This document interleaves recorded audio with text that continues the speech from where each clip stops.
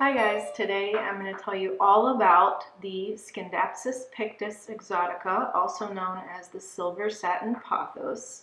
So let's jump right in. We have three different sizes. I have a little baby 4-inch pot. This is about a 6-inch in the terracotta, and then an 8-inch hanging basket. This is actually my current favorite plant because not only is it just beautiful with that silvery sheen, but it's also super easy to care for. It's a great gift, and it rarely gets any pests or diseases. So starting off with the name, the Silver Satin Pothos is not a true pothos. It is of the Scindapsus genus, and it's named for the painted-like leaves. That's the pictus part of the name, and Scindapsus roughly translates to climbing up a tree. Which brings us to the next point, that this is a vining plant, but in nature, it likes to climb up trees. So with the aerial roots, it kind of likes to latch on to certain little crevices in the jungle and climb upwards. So where in the jungle? The Scindapsus pictus is from Southeast Asia. However, this is the Exotica, which is a hybrid cultivar, which just means that it is a man-made plant from that Scindapsus pictus mother plant.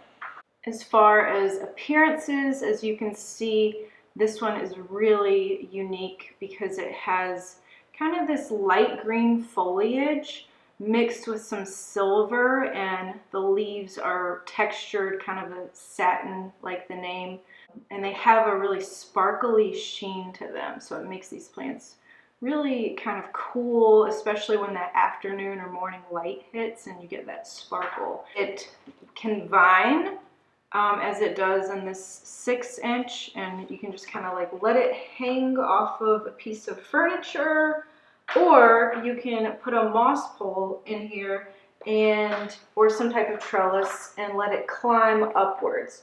So if you're allowing it to climb like it does in its natural habitat, it's probably going to be a little bit happier, but it'll be happy either way. But you'll start to see it get really large leaves as it climbs. So something more similar to these leaves. They can eventually get to the size of your entire palm, and with each new growth, you'll see it get larger and larger if it's climbing. So as for care for this plant, like I mentioned, pretty forgiving, pretty simple. When it comes to sunlight, it's going to prefer a bright indirect spot. So what does that mean? That means no direct sun rays hitting the plant leaves, but rather kind of like a spot that it's in now where we're getting pretty good lighting, but it's not too shaded, not like a dark corner, and it's also not too heavy sun exposure. So bright light, it'll thrive, bright and direct light. However, this plant is also loved because it can tolerate lower levels of light. So what does lower levels of light mean? It does not mean no light. All plants need some type of natural light to survive, or grow lights. But if you have it in that lower light shaded area, just know that the growth is going to cut back a bit. So if you have it in that bright light, it's going to thrive and vine like these. And with lower light, you may see some stunted growth. It'll still probably stay the same, but just not put out new leaves. So moving on to water requirements. This plant likes to dry out a little bit before giving it more water. So when in doubt, I always say to underwater this plant because it'll actually kind of tell you when it's ready for more water. And actually, this guy is probably ready for more water, and you can kind of see like these leaves when they start to pucker and curl in a little. Yeah, there's a few on here that are starting to say, hey, we need some moisture. So allowing it to dry out maybe an inch or two in the top layer of soil, you can kind of wiggle a finger in there and see if it's kind of damp or completely dry, and you want it to be pretty dry. So when you go to water, I usually recommend water it thoroughly. So thoroughly means allowing water to drain all the way through the bottom holes of the pot and then placing it back. However, if you have your plant planted in a pot without drainage holes, then you'll kind of have to be a little more careful in terms of how much you water it, in terms of quantity.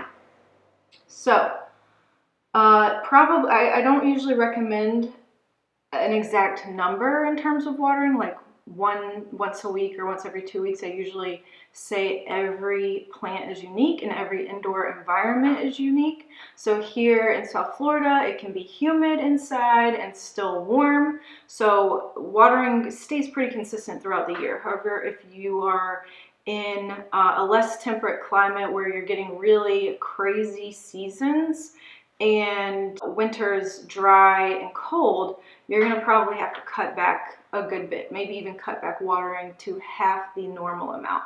So you're just going to have to monitor your plants, see what it's telling you. And this one's pretty good about being forgiving. So you can miss a watering or two and this plant is not going to like go really mad on you. So with that said, with the weather, if you are in a dry environment, really the only issue with this plant that you have to worry about is it could start to dry out just a little bit. And it's really not a big issue with this plant, but as you see, I left some dried leaves on here. So if you start to get any browning or crispy little edges on your leaves, it probably wants more humidity. I mean, it is from Southeast Asia, from, you know, rainforest, jungles, 80 to 100% humidity conditions. So when that humidity in the air gets really low, the leaves may start to tell you something like, hey, I'm starting to dry out and I need more moisture in the air. So what you can do for that to add more humidity to your air is either invest in a humidifier or kind of place a pebble tray under your plant, put some water, put some pebbles, and then it'll kind of start to evaporate that moisture. However, just make sure that soil or, you know, no part of the plant is touching the water, because then it'll be overwatered and start to drown.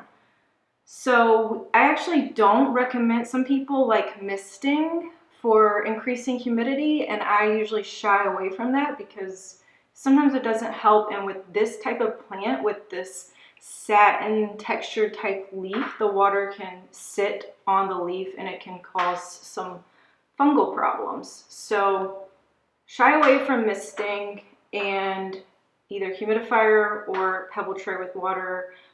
If you have any questions about that, we can make more videos on that, or you can ask in the comments and I'm happy to answer. So as far as other care, you'll want to fertilize in the growing months. So that's going to be spring, summer months. For fertilizer, I mean, this plant isn't incredibly picky.